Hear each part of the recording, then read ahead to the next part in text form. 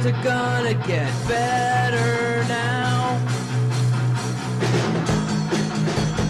But you're still a drunken slob.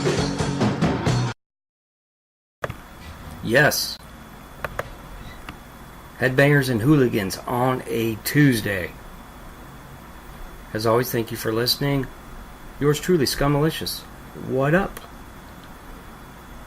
It's a Tuesday, and the sun is shining, and it's just a lovely day, and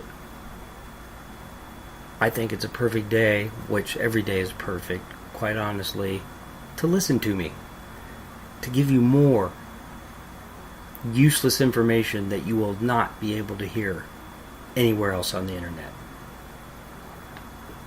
That's kind of what I pride myself on. I'm just kidding. You know, this is very useful information. This will make your life better. Or I hope, maybe. So what are we talking about today? Well, we got an album review, Dead Cross, and then I got a few musicians that I was thinking about over the last couple of days. Very talented musicians, and most of us are in agreement on these musicians and their impact on the history of music, but I don't think we appreciate them as much as we should. And I got about 7 or 8 of those that I just kind of want to remind you of. Not that you need reminded of these people, but just to kind of put it in perspective on how awesome they actually are. Dead Cross, new album, Mike Patton, the new singer. It was actually Gabe Serbian was the original lead singer. I didn't get the whole story, but he was replaced by Mike Patton. Got Michael Crane on guitar, Justin Pearson on bass, and once again, Dave Lombardo. He's not in Slayer anymore, but he is staying busy. Remember, he was on the new Suicidal Tendencies album last year. My pick. And I might be the only guy that did this, but that was my metal album of the year last year. And if you haven't listened to that, there's something wrong with you, man. Because it was really, really fucking good. Matter of fact, I listened to it this morning. Anyway, he's staying busy. And of course, he's in, and I hope I pronounce this right, I call it Phantomas. Is it Phantomas? Phantomas? I don't know. But I think they've recorded 3 albums. It's Mike Patton. You know, he's got like 12 bands going all the time. Bunch of crazy shit. That's what he does. Dead Cross, to me, is a hardcore punk band. And I get it that they're not for everybody. They're just not. But, and I stated this on the my Facebook page, Headbangers and Hooligans. Yes, the same name. And I encourage you to check that out every day. Always lots of goodies on there for you. Anyway, I stated that they are the exact opposite of Good Charlotte. And the reason I'm saying that is because there's a little certain population of people. Oh, you listen to punk rock? Yeah. So do you like Good Charlotte? I know that sounds crazy, but there is a few people that believe that. And I just stated, Dead Cross is actually a hardcore punk band. Not a pop punk band, not emo, not Warped Tour ready.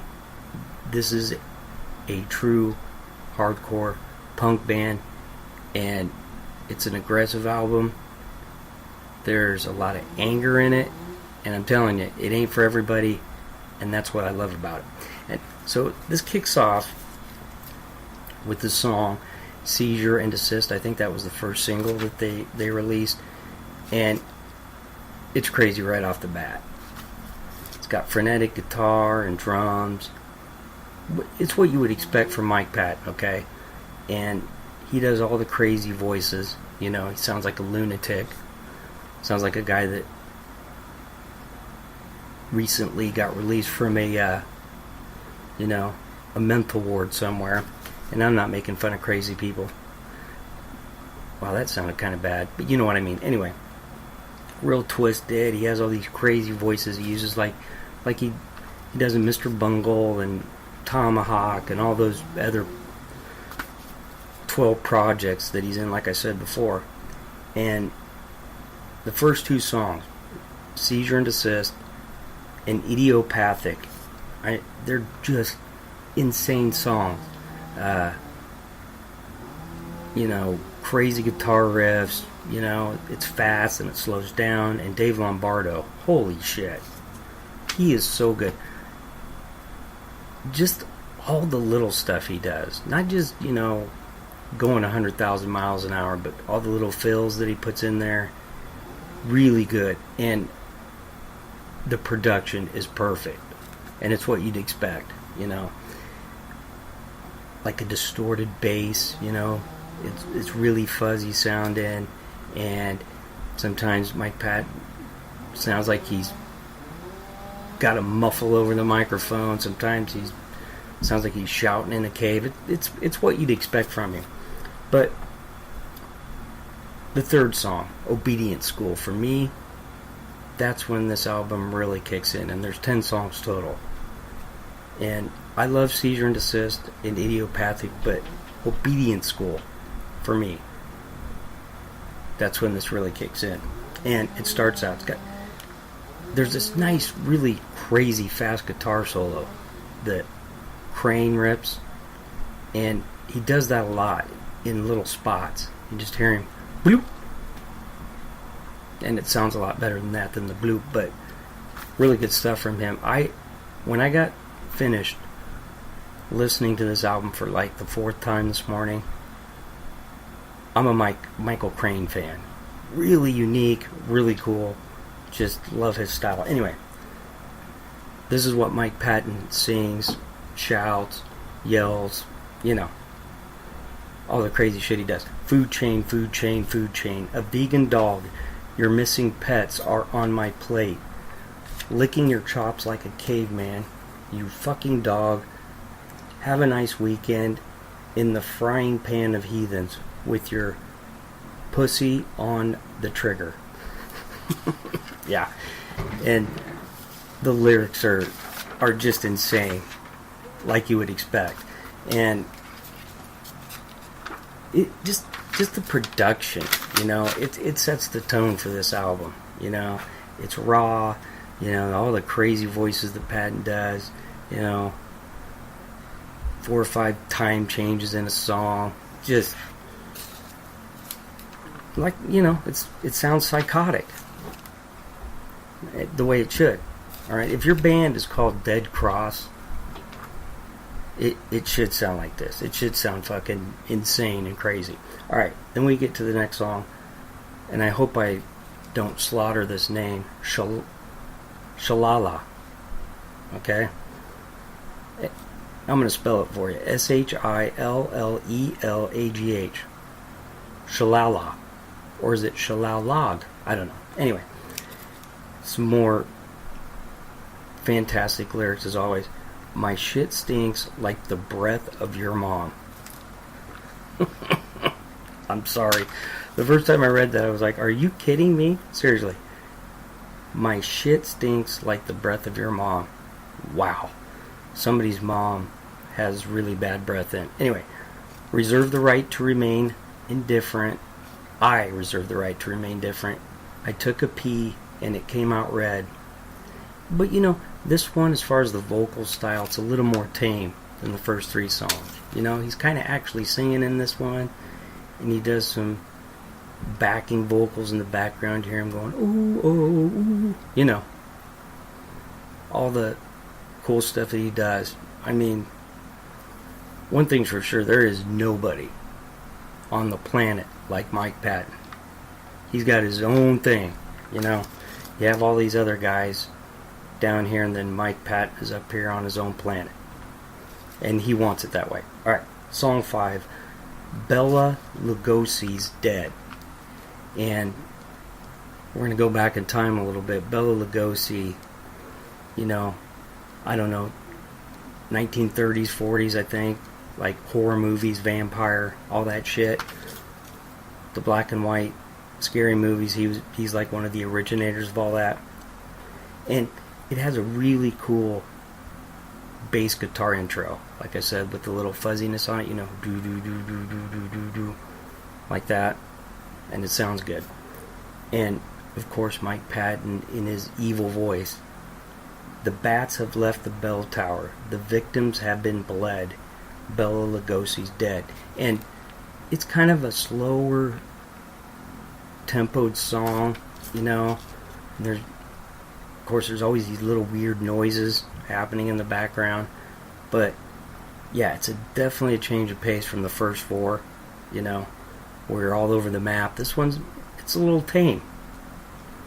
And that's a word that I wouldn't use very much in describing this album, tame. Okay, song 6, Divine Filth.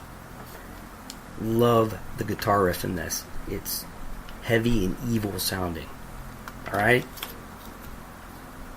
And like I said before, the exact opposite of Good Charlotte. And I am fucking thankful for that. Alright. A carrier of smallpox, the antique disease is lost. Put us in a communal plot. Snake slithering, bullshitting, shine sipping. Interesting, huh? Like I said, you have no idea what you're going to get from Mike Patton. But that's why we love him. That's why he's so respected, because there's just nobody like him. And especially in today's music, he really is a breath of fresh air. Alright? He doesn't sound like every other singer we hear. He does his own thing, and then other bands copy him, and then he does something else. Stays ahead of the curve. Alright, song 7, Grave Slave. And this one, he starts out, he's kind of screeching a little bit. He just does it for a little bit. Then, you know, he settles into his, you know, 3 or 4 different voices that he does. It's so good. It really is. You know, he's the one guy that can pull this shit off, right? Sound like an absolute fucking maniac and still sound good at the same time. It's amazing. Alright. Then we get to song 8. The Future Has Been Canceled. Alright. And this has got these strange lyrics again, and he shouts them. Hate your country, hate your country, hate your city. And then changes it up, and he says, love your city. And once again on this song, Michael Crane, the guitarist, very impressive. Very. Just unique. You know, and I'm not saying he's Eddie Van Halen, and we don't want that, especially in this band. But he just does all these little things. Sound really good and different. But towards the end of the song, The Future Has Been Canceled, it slows down to this chugging guitar riff. And then towards the end, Lombardo and the bass player, they speed it back up. And that is the beauty of this album. We are all over the map. It's like controlled chaos in a way. And I said it before, man, Lombardo is so good. Like, to be able to pull off all the different kind of music that he plays, pretty dynamic. Got to use that word dynamic again. You know, I love saying that word. Dynamic. Alright, song 9. You're going to like the title to this. Gag Reflex. Right? I thought it was funny anyway. Okay. Be my war bride, Tampax. Yes, he says Tampax.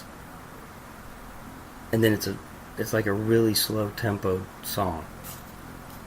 Where fetuses roam, suppress the gag reflex.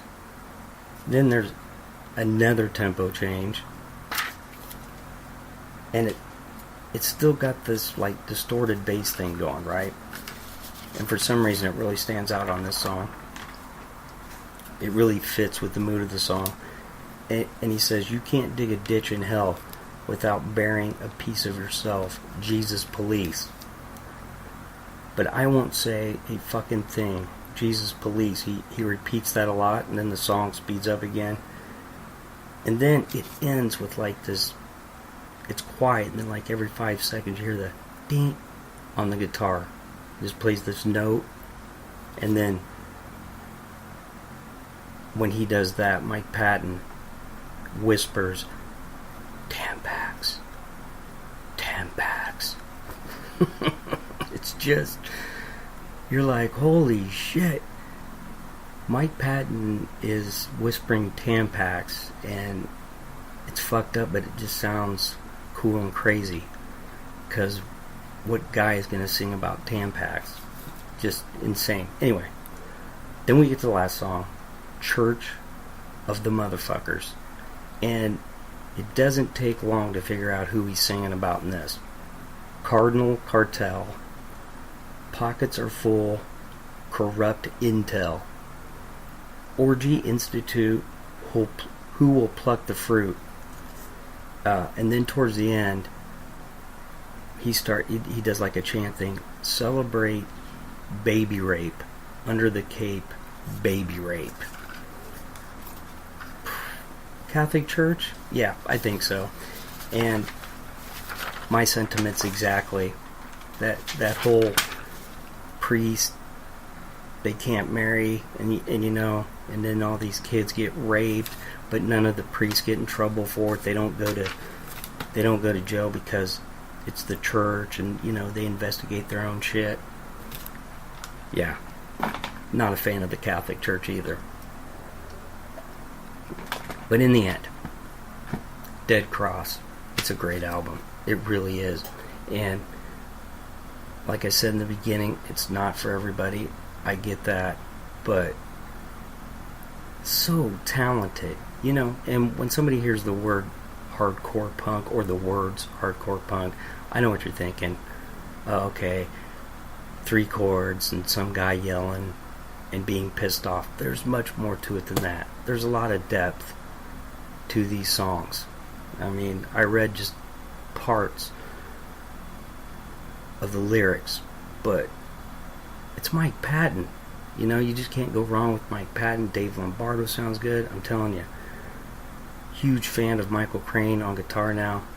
Dead Cross, it's up there now. I know at the end of this year it'll be in my top 10. Go check it out. And it might take you 3 or 4 listens to really get into it. But once you do, you're hooked. That's what Mike Patton does to you. He slowly grabs you, and then he just sucks you in. You're like, fuck, I'm in. Alright. So, underappreciated. I've been wanting to do this for a while, and it's not like a huge thing. I've only got 7 artists listed, but you know, every once in a while you think of something like a classic song or a classic band, and everybody knows it's good, and for the most part, but then you think about it and you're like, you know what? Nobody writes songs like this today, or nobody plays guitar like that anymore. You know, we kind of forget how truly special the singer, the guitar player, the drummer, the band, the song, you know, really is. And especially nowadays with all the gigantic piles of shit out there, right?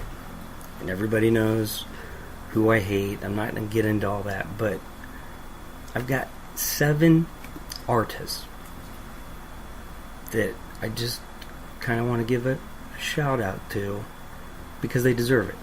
And the first one is Steve Clark. Yes, same Steve Clark, Def Leppard, rest in peace. For some reason over the last month or so, I've been learning all these Def Leppard songs. I don't know why. Been learning one with my son, and over the last couple of days, I've been learning Rock of Ages. And the one thing that I've learned about Steve Clark, I mean, we know he was an amazing songwriter, without a doubt. And regardless of what anyone thinks, just think about all the kick-ass songs that he wrote. Rock of Ages, Photograph, Bringing on the Heartbreak. I didn't like Hysteria, but all the hits on that album are the ones he wrote. And it's not all the big things that you hear. It's the little things that he does. A certain riff in Armageddon. That's one of the songs I'm learning with my son. He'll play the first riff and you get it down. Then the second time you go to play it, you're like, wait a minute. He added something that wasn't in the last riff. He's just so good at, like I said, the little things. And, I know he's not a monster shredder. He didn't rip off the 1,000-note solos, but wow. What's the most important thing? The song. And he did that pretty much better than anybody in that decade. So, yeah, Steve Clark, shout out. Second one, Mike Dirks. Ballsack, The Jaws of Death. Yeah, I had to get Gore in here somehow. Anyway, we're talking about a guy that's been in this band for close to 3 decades now. And all the different guitars that have come in and all the different albums that they've recorded. And he's been a huge part of that, They were kind of heavy when they started out, and then they mixed in a bunch of different stuff, You had all the different characters singing songs. And then they kind of got stuck and just made a couple really goofy albums is the way they like to describe it. Then they got heavy again on The Violence Has Arrived, and then Corey Smoot came in, and listen, that dude, he should have been on this list too. I didn't put him down, but he, to me personally, he really is the one that brought Gore back to the heaviness and to like the thrash metal that they play now.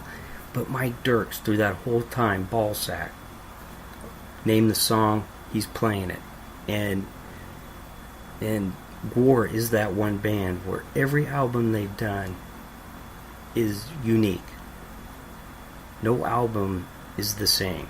And, you got to give it up to him. And also to Brad Roberts, the drummer. I see all these lists all the time. Hell, I do the lists all the time.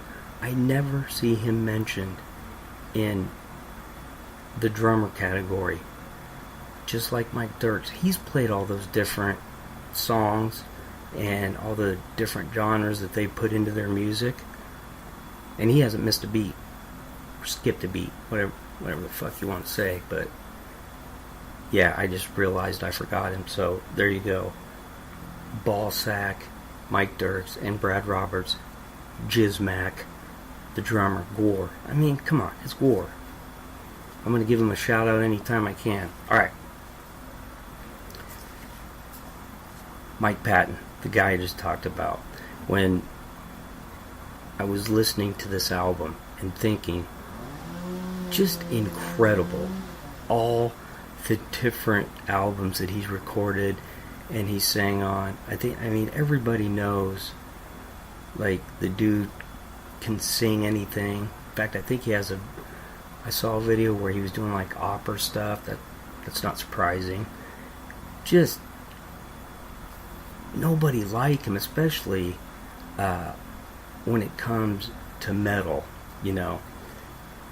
He's not the one that sounds like Lane Staley, like so many other guys did in the 90s and the early 2000s. He has just always been different, and I think he makes it a point to be that way every time. You're never going to pigeonhole him into anything. And I also love the fact that he doesn't give a shit, he rips on the Red Hot Chili Peppers because they deserve it.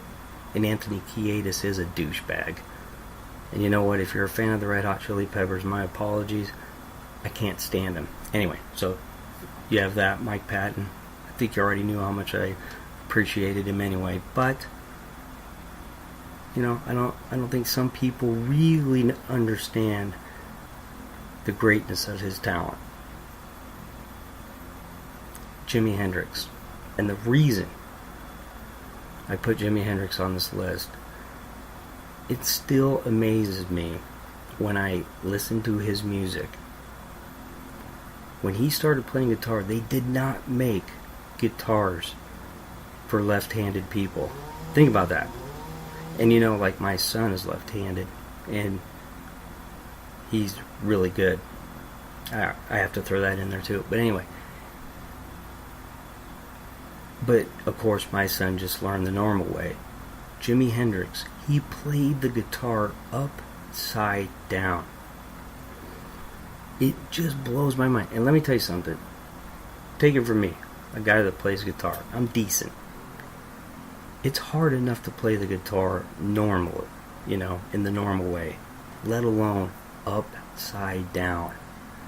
It's unfucking believable. And I want people to realize something. Guitar Hero is not the same thing as playing guitar, okay? Listen, I've seen the videos, I've played the game, it's fun. And you know, I see all the people pushing the button. They're like, oh, yeah, I've got it on the hardest level, and I can play every song. You know what? It's still not playing the song on a guitar. Trust me. Go get a guitar and play, you know, Eddie Van Halen, Eruption, or, you know, Randy Rhoads. See how far you get on that. If you can play them on guitar, then I'll be like, okay, you're good. Trust me, it's not the same thing. But Jimi Hendrix, unbelievable, upside down, the guitar. Still blows my mind. Alright. Satchel. Yes, another guitar player. But the one thing about Satchel, and of course yesterday, lowered the bar from Steel Panther, is my biggest disappointment of the year. It's not horrible, it doesn't suck, but it's not great. But you know what? It's still consistent on every song, is Satchel. Like, his solos, his rhythms, it's amazing. Just the hundreds of videos on YouTube. Pick whichever one you want and watch him play live. That is how you play fucking guitar, okay? That's how you do it. Plus, like, who wouldn't want to be Satchel? Who wouldn't want to be in Steel Panther? Those guys look like they're having fun every single time, okay? They're the exact opposite of Hawthorne Heights. You shouldn't be depressed when you're playing in a band. You should be happy and excited. And by the way, yes, that is a chainsaw. That's what we do in Iowa. In our spare time, we get out the chainsaw and we hack shit up. That's what we do. Just had to throw that in there. Alright. 2 more left. Guns N' Roses, Appetite for Destruction. Why am I mentioning this? When was the last album that we heard that it took the whole world by storm and you're like, oh my god, I've never heard anything like this in my life. Holy shit. And I want to make this very clear. I hate Axl Rose. He is a gigantic fucking douchebag, okay? But that album at that time, holy shit, right? They weren't a glam band like all the shit that was popular at the time. No, they were rough. When you seen that video for Appetite for Destruction, you're like, wow, you know, Axl Rose looked all grungy and looked like he hadn't showered in about 2 weeks, and he probably hadn't. But like, that is gone from the music industry. For one thing, nobody buys albums anymore. Everybody downloads shit. But an album that just scared people, and a rock album, okay? that just blew everybody away. We haven't had an album like that since.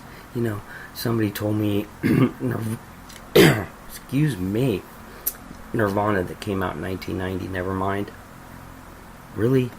I mean, yeah, it got popular, but it's not Appetite for Destruction. And then, plus, to me, Nevermind lost a lot of its luster when all the other grunge shit started happening, you know, Soundgarden and Pearl Jam. I'm not saying Nevermind is a bad album, but Appetite for Destruction, I don't think we'll ever see a rock album like that just blows everybody away, scares the shit out of parents, and then all the teenagers want to go party and start a band.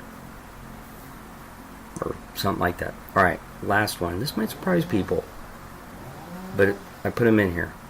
NWA. Why am I mentioning NWA?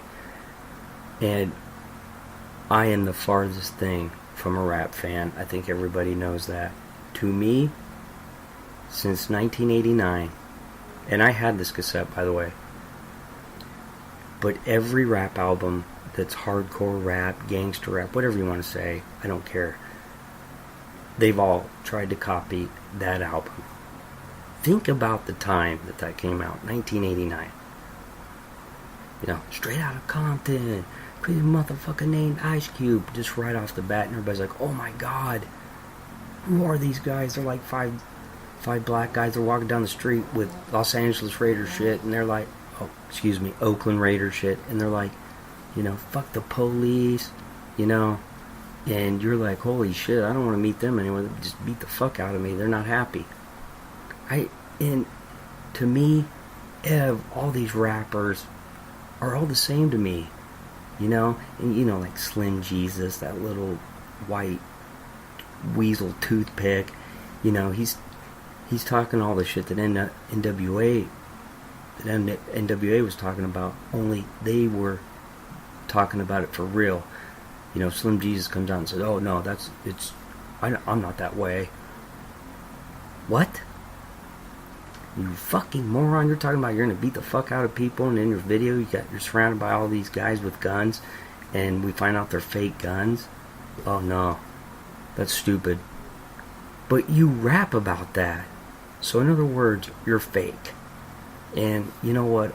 A lot of them have come out and said, yeah, I'm not really a gangster rapper, I just rap about it.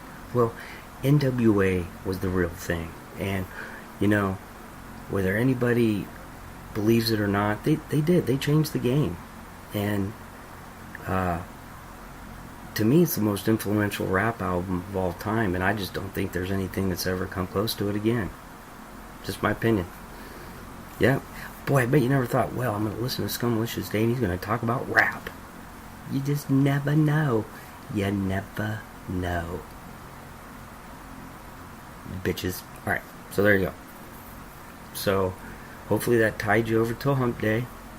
I'll try to come up with something exciting to talk about tomorrow. You know, I got to come strong on hump day. You know. So, you know how I do this. Take it easy. And if it's easy, take it twice. I'm out.